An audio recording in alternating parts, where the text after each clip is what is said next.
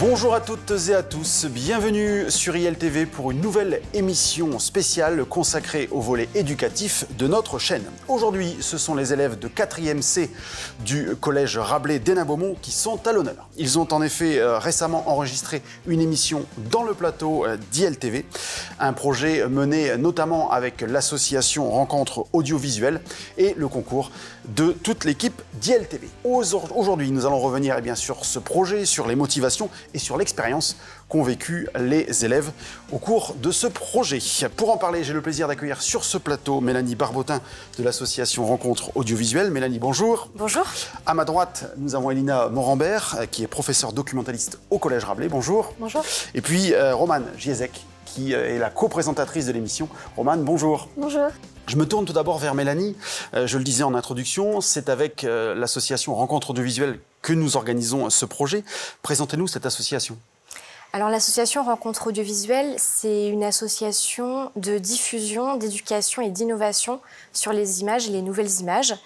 Et moi, je m'occupe de la coordination et de l'animation des ateliers d'éducation aux médias. D'accord. Donc l'idée, c'est vraiment de permettre aux jeunes de créer leurs médias et de découvrir le fonctionnement d'un média. Quel est l'objectif de ces créations ? L'objectif, c'est que les élèves puissent créer leurs médias, donc de s'immiscer vraiment dans cet univers qu'ils ne connaissent pas forcément, de se mettre dans la peau de journalistes, de choisir leur sujet, de tourner leur reportage et ensuite d'enregistrer leur émission pour bien comprendre comment fonctionne un média de A à Z en fait. Très bien. Elina, au sein du collège et plus globalement dans les programmes, est-ce qu'il y a maintenant un volet éducation à l'image ?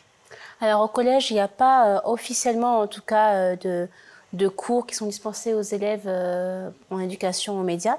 Mais ce projet a permis aux élèves de découvrir une autre façon de voir l'image, une autre façon de voir aussi les corps de métier qui pouvaient exister. Ils ont notamment rencontré tout ce qui est les métiers de cadreur, ils ont rencontré un monteur, ce qui leur a permis aussi de voir tout ce qu'il y a derrière l'image. Et moi, ça m'a donné envie en tout cas de soumettre un peu des projets d'éducation à la média, cette fois-ci plus fréquents et plus permanents au collège. D'accord. Alors, comment l'association et le collège se sont-ils rencontrés ? Alors, c'est lors d'une réunion, en fait, de ce qu'on appelle les référents culture, ici même d'ailleurs, dans un local un peu à côté. Et en fait, Mélanie était venue présenter un peu l'association Rencontres Audiovisuelles et le type de projet qu'elle organisait, l'émission TV. Et plusieurs d'entre nous étions positionnés pour faire un projet cette année, donc en 2023-2024. Et Mélanie m'a recontactée en tout début d'année, en septembre, pour me demander si ça m'intéressait toujours et si je souhaitais que le collège François Rabelais monte cette émission cette année. D'accord. Et ensuite, il fallait choisir une classe ? Oui. Alors de base, j'avais demandé à une collègue pour le faire avec une classe de 3e. Mais par rapport à la préparation du brevet, par rapport à tout ce qui avait déjà en cours en 3e, le temps lui paraissait trop court, parce qu'on manque de temps. Et donc j'ai proposé ce projet à ma collègue, donc Madame Hénique, qui a tout de suite été enchantée et ravie de faire ce projet avec moi. Et donc on a choisi sa classe de 4e, puisqu'elle n'a qu'une 4e cette année. Et le projet est né comme ça. D'accord. Et donc, Romane Giesek, représentante de la 4e C du Collège Rabelais, te voilà sur le plateau d'ILTV. Qu'est-ce que tu as pensé du projet quand on vous l'a présenté ? C'est bien, c'est une expérience à vivre parce que il n'y a pas beaucoup de gens qui peuvent avoir cette chance.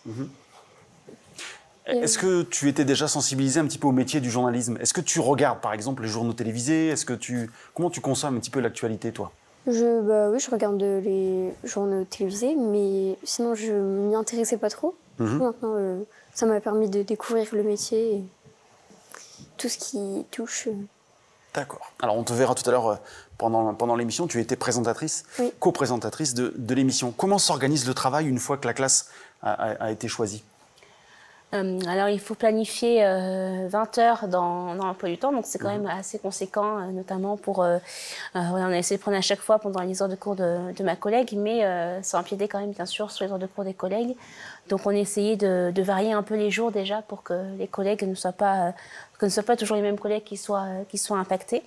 Et après, donc on a eu 2 heures d'abord de visite un peu des locaux et de la régie, du plateau, de tout ce qui constitue l'émission au final. Et après, on a eu donc 16 heures au collège, au CDI, comme lieu finalement d'éducation aux médias et à l'information, et où les élèves ont pu d'abord découvrir le système d'une émission TV, choisir leur sujet, observer comment un montage se fait, manipuler également le matériel, ce qui les a beaucoup intéressés. C'est à partir de là où on a vu vraiment une évolution et un intérêt chez les élèves qui étaient peut-être un peu moins présents au début. Et après, ils ont monté leur générique, leur logo, et peu à peu, l'émission s'est construite comme ça. On la découvrira dans quelques instants. Mélanie, dernière question avant de commencer la diffusion.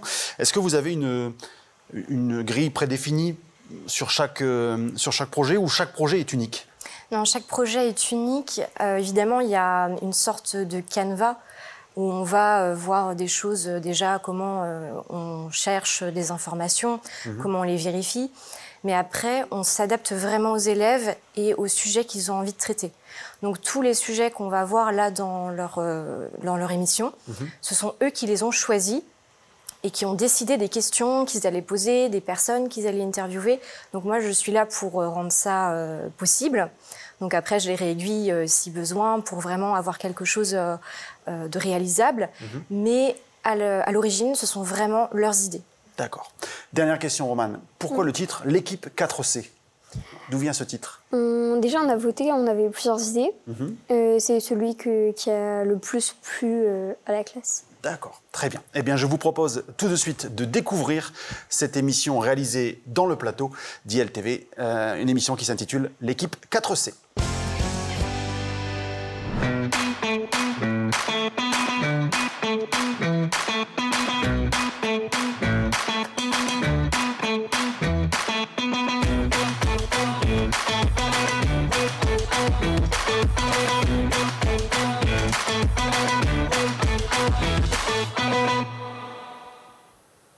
Bonjour chers téléspectateurs. Bienvenue sur l'équipe 4C. Bonjour Romane. Bonjour Alex. Aujourd'hui, nous allons parler de sujets comme la santé mentale à l'école, avec des interviews dont la psychologue du collège. Après ça, les réseaux sociaux avec un débat. Ensuite, l'automobile avec le portrait d'un professionnel de la mécanique. Et pour finir, nous parlerons de foot. À présent, une invitée va venir nous parler du sujet de la santé mentale au collège. Bonjour Héloïse. Bonjour Romane, bonjour Alex. Oui, alors je vais vous parler de la santé mentale des élèves à l'école. Nous avons avec Cléa, Louane, Emma, Soline et Eline posé des questions aux élèves. Eh bien, les voici.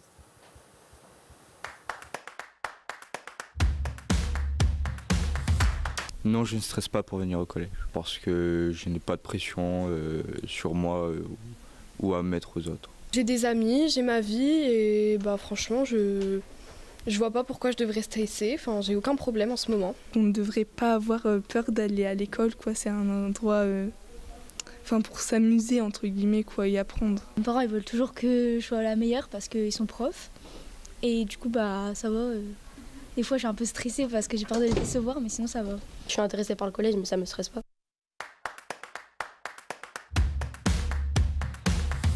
Les notes, ça permet de mieux se situer sur les échelles scolaires et c'est plus précis. Souvent les comparaisons, oh moi j'ai eu meilleur que toi, oh regarde ta note, voilà. Moi ça me dérange quoi.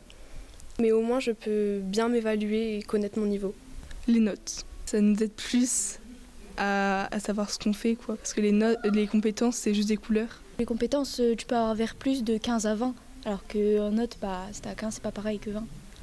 Les notes, ça se voit, c'est pas comme les compétences.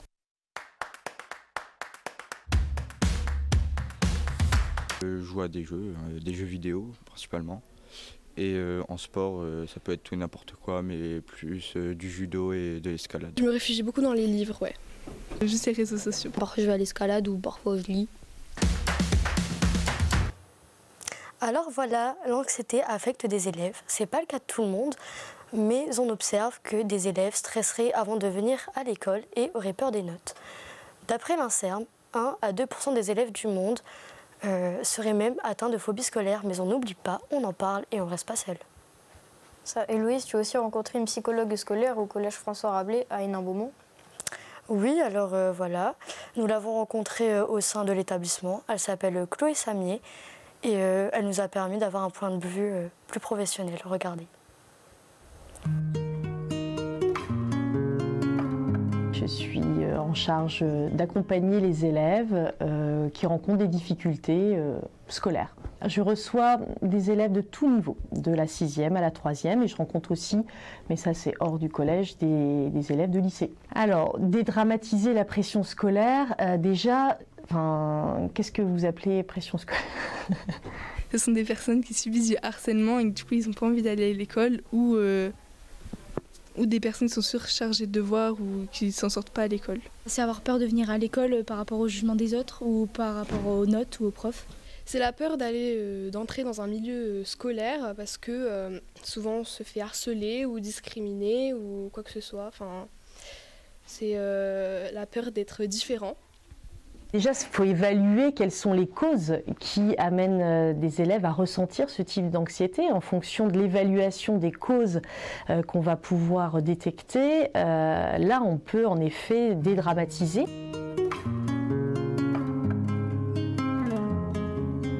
Moi, je trouve qu'il y a beaucoup de choses qui sont mises en place ici. Il y a déjà un vrai soutien de l'ensemble de l'équipe pédagogique. Donc ça, c'est hyper important. Après, il y a plein de choses qui permettent aussi de faciliter la vie au collège. Il y a aussi l'équipe plus restreinte quand il y a des difficultés. J'entends, moi, la psychologue, par exemple. Il y a l'infirmière aussi qui est présente. Il y a l'assistante sociale qui est présente aussi. Le CPE, enfin les CPE, parce qu'ici, on a 2. Donc ça, c'est une équipe aussi qui est présente pour en cas de difficulté. Il y a des clubs aussi qui permettent aux élèves de se ressourcer différemment. Je trouve que c'est un collège qui est ouvert à la nouveauté et qui offre plein de ressources finalement pour ouvrir les jeunes à d'autres choses. L'école est une chance, l'école doit rester un plaisir. Voilà, c'est une véritable opportunité et chance d'apprendre chaque jour. Et ayez confiance en l'école, ayez confiance en vous.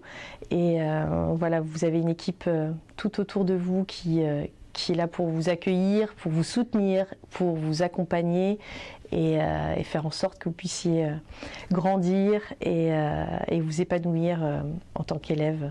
Donc voilà, ayez confiance. Sachez que tous les élèves du collège Rabelais peuvent demander un rendez-vous auprès de cette psychologue en passant par l'intendance s'ils ont besoin de parler ou de réponses à leurs questions. Merci d'être venue. Au revoir Héloïse. Merci à vous. Au revoir Alex. Au revoir Romane. Au revoir. Et maintenant, nous allons aborder le sujet des réseaux sociaux qui concernent les ados. Nos journalistes ont posé des questions aux élèves de 4e du collège Rabelais.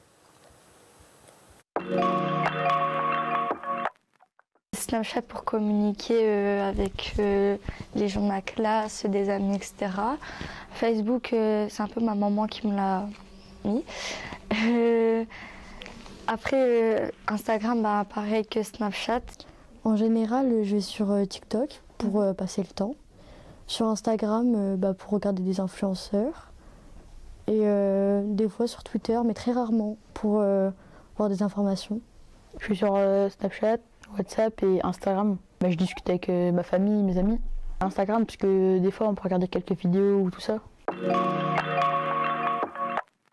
Ça dépend, le matin j'y suis pas, mais le soir, avant d'aller me coucher et surtout quand je rentre de l'école. Le matin, avant d'aller à l'école, et le soir après mes devoirs. Des fois le matin quand je me lève et le soir du coup quand je rentre à l'école et parfois le midi. Les produits du coup de Léna Situation. Parce que j'aime bien son personnage, ce qu'elle reflète, ses idées. Et puis j'aimais bien les produits, donc pourquoi pas. Les gourdes RF, parce que y a le goût. Et c'est bien qu'avec l'eau on a du goût. Oui, mais pas sur les réseaux, pas acheter sur les réseaux. Des pulls, tout ça, parce qu'ils me plaisent et que ça a été porté par des gens que j'aime bien. Non, pas particulièrement. oui, je pense comme tout le monde, mais après, pas trop. J'avais envie de rencontrer une nouvelle personne, de voyager et surtout d'être une star, hein. Je pense comme tout le monde. Non, parce que je préfère faire d'autres métiers. Non, ça me donne pas envie. Parce que je trouve pas que ça soit un vrai métier. C'est plus une passion qu'un métier. Oui, mais ça date. C'était quand j'étais beaucoup plus jeune. Je trouvais ça assez cool comme métier, enfin plus détendu et bah voilà, ça a l'air un peu le métier de rêve. Enfin, pas de rêve non plus, mais il y a moins d'angoisse que dans d'autres métiers en tout cas. Non.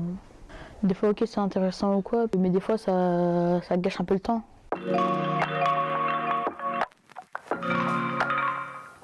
Nous accueillons 2 élèves de la classe. Ils vont débattre sur ce sujet. Bonjour Léandre. Bonjour Sophia. Bonjour. Selon vous, est-ce qu'on peut tout dire sur les réseaux? Alors moi je pense que oui, on peut tout dire sur les réseaux sociaux parce que ça permet à la créativité et du coup à la liberté d'expression. Moi, je pense qu'on ne peut pas tout dire sur les réseaux parce que y a des choses interdites comme l'harcèlement ou la diffamation. La diffamation qui risque 1 an de prison et 45 000 € d'amende.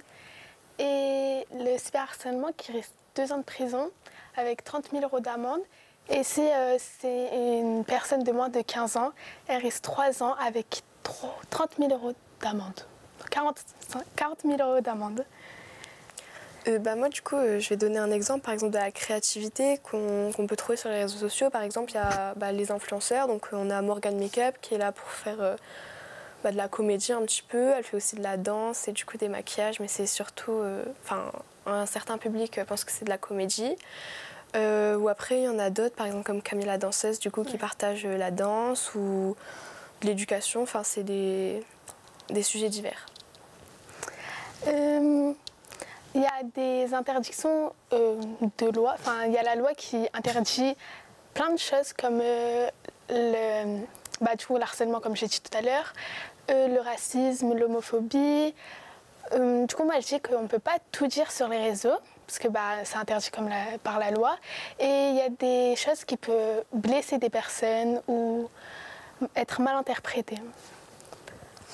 Du coup, moi je pense que les réseaux sociaux, c'est quand même une certaine liberté d'expression. Ça permet de partager son avis. Voilà, du coup. Et après, il y a un exemple donc, de Nostr. C'est une application qui fonctionne sur le principe de la liberté d'expression, du coup. Et tous les sujets ne seront pas censurés, en fait. Ok. Du coup, moi j'ai un exemple qui se passe sur TikTok. C'est 2 sœurs qui se sont embrouillées. Et du coup, il y en a une, elle s'appelle Lila et l'autre, elle s'appelle Yasmine. Et Yasmine, elle a dit des choses sur sa sœur, sur sa vie privée, des choses qu'on ne peut pas dire sur les réseaux. Et du coup, par rapport à ça, Lila, elle a eu beaucoup d'harcèlement. Et du coup, Lila, elle a fait une tentative de suicide à cause du harcèlement. Du coup, ce qui montre qu'on ne peut pas tout dire sur les réseaux. En fait, si on peut tout dire, mais par exemple, du coup, là, comme sur les réseaux sociaux TikTok, par exemple, là, le mot, par exemple, du coup, suicide est un peu censuré, ou les gens essaient un peu de le faire, ou même comme viol, enfin des mots assez qui servent à des sujets assez délicats, du coup. Du coup, TikTok le censure de base, et du coup, les gens essaient de trouver des équivalents. Moi, je trouve que c'est bien qu'ils ont censuré ces mots-là parce que y a des enfants sur TikTok ou Instagram. Et parce que le sujet peut choquer des personnes parce qu'il y a des gens qui connaissent pas ce sujet ou qui savent pas ça veut dire quoi. Et donc ça peut choquer. Ou encore sur Instagram, la nudité, ça peut choquer des personnes, des enfants. Moi, du coup, je trouve que c'est un peu embêtant que ces mots ils soient censurés parce que c'est un peu embêtant pour faire de la prévention, par exemple sur le suicide ou même sur le viol, pour des gens qui veulent parler du coup de leur passé, enfin de leur histoire, quoi. Du coup, ça c'est assez embêtant. Après, comme tu parlais, du coup la nudité, il y en a aussi sur Twitter, mais du coup Twitter. Du coup, comme il y a certaines personnes qui font un contenu pornographique, Twitter a censurer, enfin plutôt à flouter ces photos ou ce contenu en tout cas, afin de protéger le plus jeune public. Ok. Du coup, on a la liberté d'expression, mais pas sur tous les sujets, parce que ça va blesser, ça va choquer des personnes, parce qu'il y a des enfants sur les réseaux, et donc ça peut les choquer. Oui, moi du coup je suis d'accord. Après c'est vrai qu'il y a certains sujets à ne pas aborder du coup pour les enfants, mais c'est quand même très important de pas non plus, de pas censurer les mots pour faire de la prévention. Du coup. Ouais. Après il existe aussi déjà des moyens pour protéger les utilisateurs, du coup comme sur Twitter, du coup la censure. Oui, du coup, ce qui rapporte, on ne peut pas tout montrer et tout dire sur les réseaux parce que ça choque des personnes du plus jeune âge ou comme des personnes vulnérables ou sensibles.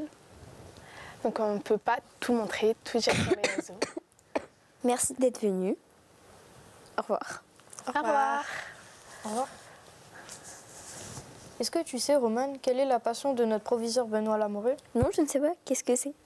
Eh bien, l'automobile, regarde.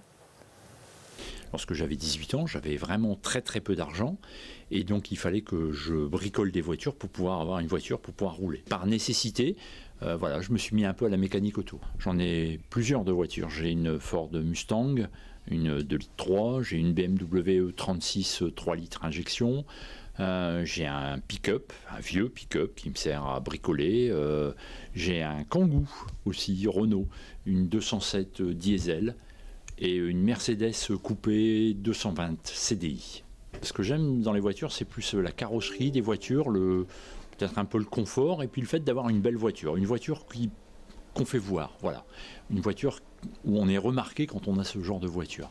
Mais sinon, non, je ne suis pas fou de vitesse.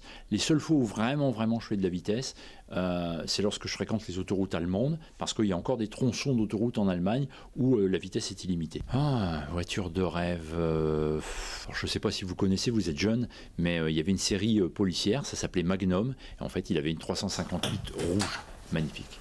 Pour certaines personnes, l'automobile est une passion. Et pour d'autres, c'est surtout utile. Alors, quelle est l'utilité d'une voiture pour les gens qui vivent à Hénin-Beaumont? Nos journalistes sont partis faire un micro-trottoir pour en savoir plus.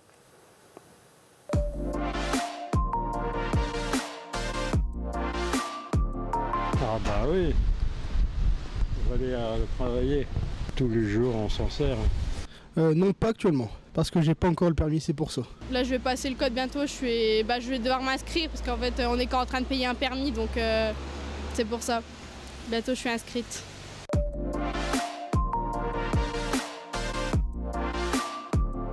En moyen de transport et en trottinette. En bus, à pied, un peu avec tous les moyens de transport possibles.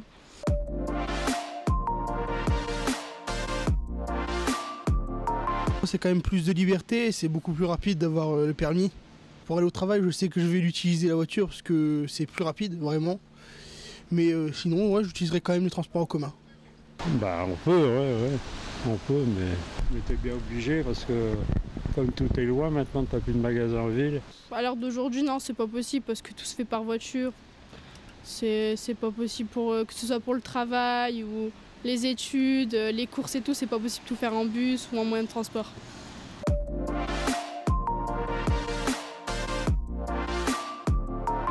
Oh bah je sais pas, allez, une Ferrari. Une Nissan. Je dirais une Volkswagen, une Golf, parce que déjà je la trouve super jolie physiquement et elle envoie quoi, elle est super, c'est tout.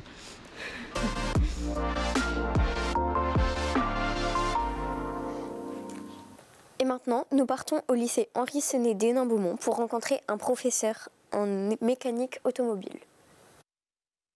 Nous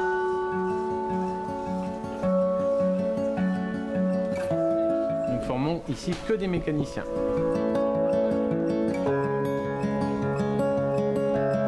J'ai une classe de première année de CAP, donc de certificat d'aptitude professionnelle, où j'ai un groupe d'une dizaine d'élèves.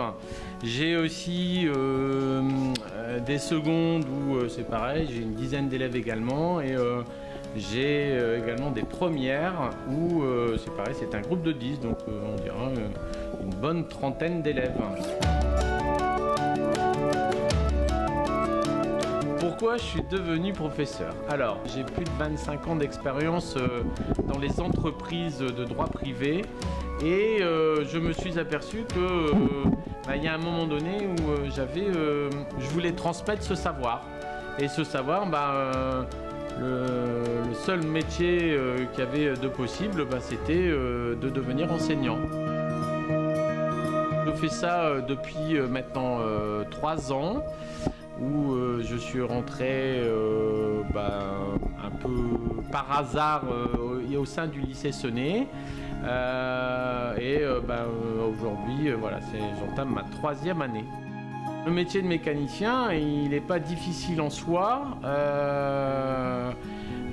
Il peut être effectivement par moments un peu fatigant parce qu'il y a certains gestes et certaines pièces mécaniques qui ne sont pas forcément très légères. Alors pour devenir mécanicien, il faut surtout être passionné par l'automobile. Après, les qualités de manuel également sont aussi importantes, mais c'est surtout la passion en elle-même. Donc se passionner sur tout type de véhicule. Aujourd'hui, on a des véhicules qu'on appelle véhicules thermiques, mais aujourd'hui on tend aussi vers le véhicule électrique et c'est nos différentes générations futures qui vont travailler sur ces véhicules qui sont l'avenir de l'automobile. Pour clôturer cette émission, nous allons parler du football avec un quiz sur l'Euro. On parle de ce sujet car au mois de juin, la compétition se déroulera du 14 juin au 14 juillet en Allemagne. Bonjour Yacine. Bonjour Alex et Roman. Je vais vous faire un petit quiz sur l'Euro de foot. Est-ce que vous êtes prêts? Oui. Première question, quel est le gagnant de l'Euro en 2020? La France, l'Italie ou l'Angleterre? L'Italie. L'Angleterre. Et c'est l'Italie. Elle avait gagné contre l'Angleterre au tir au but. Deuxième question, où a été joué l'Euro 2020? Au Danemark, en Angleterre ou aux Pays-Bas? Aux Pays-Bas. Aux Pays-Bas. C'est une question piège. Il a été joué dans les 3 pays pour la première fois. L'Euro s'est joué dans 11 pays différents. L'Euro 2020 a d'ailleurs pas été joué en 2020, mais en 2021, à cause du Covid. On continue. Quels sont les pays qui ont gagné le plus de fois l'Euro? Entre l'Allemagne, l'Espagne ou l'Italie? L'Allemagne. L'Espagne. C'est bien l'Allemagne et l'Espagne. Les 2 équipes nationales ont gagné chacune 3 fois l'Euro. Et l'Allemagne a même été 6 fois en finale, mais ça fait un petit moment qu'elle n'a pas gagné, car sa dernière victoire date de 1996. En quelle année a été créé l'Euro de football? 1960, 1930 ou 1980? 1960. Eh ben non. Ah si, en 1960. Il a été imaginé en 1927 par Henri Delaunay, mais sa première édition se tient en 1960. Et qui a gagné ce premier Euro? L'URSS, la Belgique ou la Grèce? La Grèce. L'URSS. Et c'est bien l'URSS. La finale a été jouée à Paris et c'est l'URSS qui a gagné 2-1 contre la Yougoslavie. Qui est le meilleur buteur de l'histoire de l'Euro? Cristiano Ronaldo ou Kylian Mbappé? Cristiano Ronaldo. Mbappé. C'est Cristiano Ronaldo avec 11 buts au total. Quel est le record de buts en un seul match de l'Euro? 6 buts, 9 buts ou 12 buts? 9. C'est 9 buts pendant la demi-finale de la première édition de l'Euro qui opposait la France à la Yougoslavie. La France avait marqué 4 buts et ses adversaires 5. Bravo à vous, merci d'avoir joué le jeu. J'espère que vous en avez appris un peu plus sur l'Euro de football et rendez-vous en juillet pour suivre la compétition édition 2024. C'est la fin de notre émission. Merci d'avoir regardé. Merci au Collège Rabelais. Merci à nos professeurs Madame Morambert et Madame Hennig pour ce projet.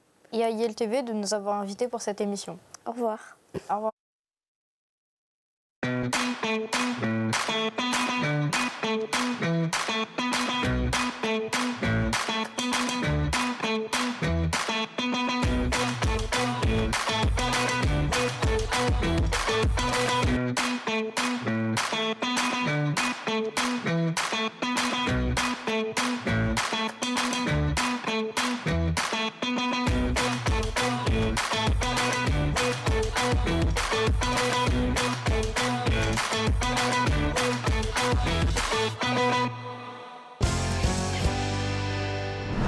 retour sur le plateau d'ILTV après cette diffusion de l'émission L'équipe 4C. Nous allons débriefer avec 3 nouveaux invités. À ma droite, Mathis Boutors, Léandre Loger et Anaë Morand. Et puis Mélanie Barbotin de l'association Rencontre Audiovisuelle est restée avec moi.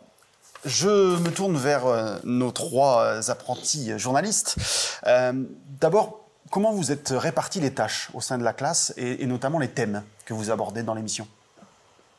Eh ben, on a fait des groupes. Donc, on a fait des groupes sur les thèmes qu'on voudrait aborder, du coup. Et c'est ça qu'après, ça a formé les groupes et les thèmes. Et... Toutes les idées que vous aviez mises sur la table ont été traitées dans le magazine? Peut-être pas toutes les idées, mais on a essayé de rassembler au max. D'accord. Mais Mélanie, on voit beaucoup de micro-trottoirs dans le magazine. Quel accueil a été réservé à l'équipe de tournage? Un très bon accueil. Vraiment, à chaque fois, les gens qu'on a croisés dans la rue ont été très compréhensifs, ils étaient très intéressés de voir en fait des élèves du collège qui ont comme ça des caméras, qui ont pris ce temps de réfléchir à leurs questions et de s'intéresser à un sujet. Sincèrement, on n'a eu aucun refus. D'accord. Donc ça s'est très bien passé par rapport à ça. Et même au lycée Henri Senet, où on voit donc un enseignant de mécanique, ils étaient tous très motivés au lycée Henri Senet. On a eu vraiment un très très très bon accueil. D'accord. On va parler maintenant des différents thèmes qui sont abordés dans le magazine, notamment celui des réseaux sociaux. Pourquoi ce thème? Tout d'abord pour sensibiliser au maximum les dangers un peu des réseaux sociaux, en sachant que y a énormément de personnes qui sont sur ces plateformes-là. Et surtout parce que... Est-ce que c'est un sujet sensible entre vous, au quotidien? Au quotidien, non. Du coup, c'est pour ça qu'on a voulu vraiment en parler pour prévenir, du coup, au danger, parce que, voilà, des fois, ça peut être vraiment extrêmement dangereux. D'accord. Et aussi, on en a parlé surtout parce que, on va pas se mentir, mais on est des ados et on est tous sur les réseaux sociaux. Du coup, voilà, on voulait prévenir. D'accord. Pourquoi avoir choisi la forme du débat? Qu'est-ce qui vous a guidé sur ce choix? Parce qu'il y a plusieurs personnes, il y a plusieurs avis différents. Et même si, par exemple, on était plusieurs pour un avis, on a dû se répartir les choix. Mais en fait, on a dû faire ceux qui étaient pour les réseaux sociaux et ceux qui étaient contre. Et surtout pour notre âge, on est assez jeunes, donc il faut vraiment se sensibiliser à ça. Surtout qu'il y a beaucoup de fake news, surtout les filtres, tous les trucs comme ça qui peuvent sensibiliser les jeunes, créer des complexes. D'accord. C'est un débat qui a été écrit? Oui, du coup, on l'a écrit, on l'a préparé, on s'est entraîné notamment avec Licia, du coup. Et on a beaucoup travaillé sur ça, du coup. D'accord. Mathis, tu étais chargé du football, c'est ce qui clôture le magazine. Pourquoi le foot et pourquoi ce quiz? Parce que dans notre groupe, le foot, c'était un peu notre passion. On était un groupe, on est souvent dans le sport. Beaucoup de footeux dans notre groupe. C'est aussi, pour moi et pour plusieurs personnes, un sport très important et que tout le monde aime souvent. Et le quiz, parce que c'est un peu pour donner connaissance aux gens des réponses aux questions et en même temps pour que les personnes puissent y répondre aussi. Donc, pour que ce soit amusant et en même temps qu'on apprenne aussi. D'accord. Alors vous avez choisi d'évoquer le prochain Euro de football qui aura lieu en Allemagne. Comment vous avez procédé pour écrire toutes ces questions? Il y a beaucoup de recherches? On a recherché d'abord où allait se passer l'Euro et toutes les informations autour.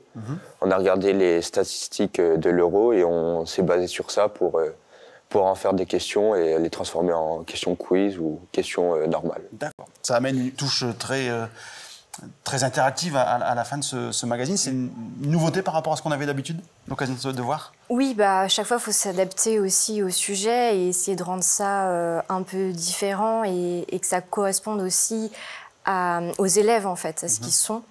Donc, on essaye de réfléchir au format en fonction de la pertinence du sujet, en fait, tout simplement. D'accord. Alors justement, en parlant de pertinence du sujet, qu'est-ce que vous avez pensé de cette expérience totale découvrir ce milieu du journalisme? C'est vraiment intéressant parce qu'on n'y pense pas souvent, mais quand on regarde le journal, c'est banal pour nous, en fait. On voit tout ce qui se passe, mais en fait, derrière, c'est une vraie organisation. C'est beaucoup de travail, en fait.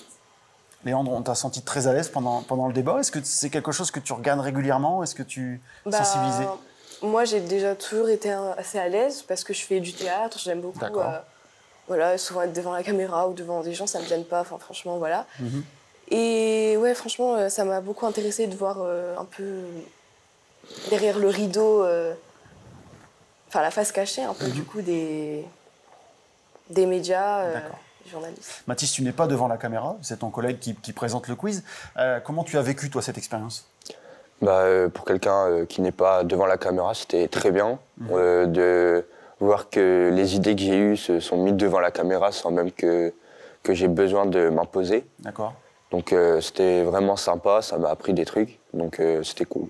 Est-ce que ça vous a donné des envies pour votre futur ou éventuellement pour votre orientation à venir? Moi, non, j'avais déjà une petite idée de ce que je voulais faire. J'ai déjà ma passion pour le sport, du coup je vais partir dans le sport. Mais c'est aussi très bien de pour savoir ce que c'est que le journalisme, surtout que ça nous entoure au quotidien avec les chaînes télévisées, les réseaux sociaux qui sont pour les infos et puis plein de trucs comme ça. Très bien Mathis. Et pour vous deux, est-ce que ça vous a ouvert d'autres horizons, d'autres idées? Moi, non. Ma passion pour l'anglais ne cessera jamais. D'accord. Mais ça m'a énormément intéressée et ça m'a appris beaucoup de choses, du coup, à savoir.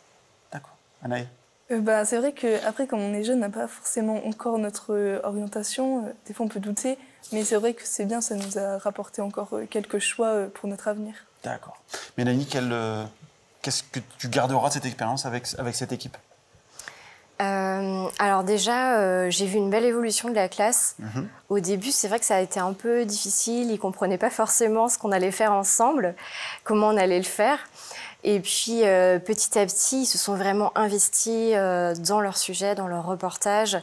Ils ont fait énormément de recherches. Ils ont contacté les gens. Ils ont fait même du montage. Ils ont eu la chance de rencontrer un monteur pendant ce projet, ce qui leur a permis aussi de comprendre un peu l'importance du montage. Et donc, je suis très fière d'eux et de ce qu'ils ont produit. C'est un travail qui participera peut-être à un concours? Oui, tout à fait. Alors, il faut qu'on voit avec les enseignantes et puis aussi les élèves. Mais étant donné la qualité de leur travail, c'est important de le valoriser. Donc, on pense par exemple au concours Mediatix, qui est un concours de journaux scolaires. Voilà, donc on verra un peu la suite. Mais en tout cas, c'est vraiment de qualité. Très bien. Cette émission clôture un petit peu le cycle avec cette classe de 4e du Collège Rabelais, mais le travail de l'association continue? Oui, le travail continue et notamment donc, avec ILTV. L'idée, c'est de poursuivre le projet avec un autre collège, cette fois à Libercourt, avec une autre classe de 4e et ça se passera au mois de mai. Très bien. Eh bien, on aura l'occasion d'en reparler sur notre chaîne avec Mélanie et puis d'autres élèves à la place de ces apprentis journalistes. Merci à tous les trois. Merci Mélanie pour cette collaboration. Et puis à très bientôt pour d'autres aventures. Merci à toutes et à tous de votre fidélité à ILTV et puis à très bientôt pour une nouvelle émission spéciale.